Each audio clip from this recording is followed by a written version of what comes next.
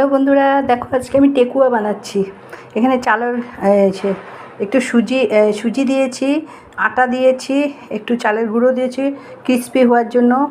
এখানটা ঘি দিয়েছি, গোয়া মুড়ি দিয়েছি, কাজু দিয়েছি, আমন্ড দিয়েছি। ঘি দিয়ে ভালো মতো এটা ময়ম দিতে হবে, দিয়ে তারপরে জল ছিটা দিয়ে এভাবে।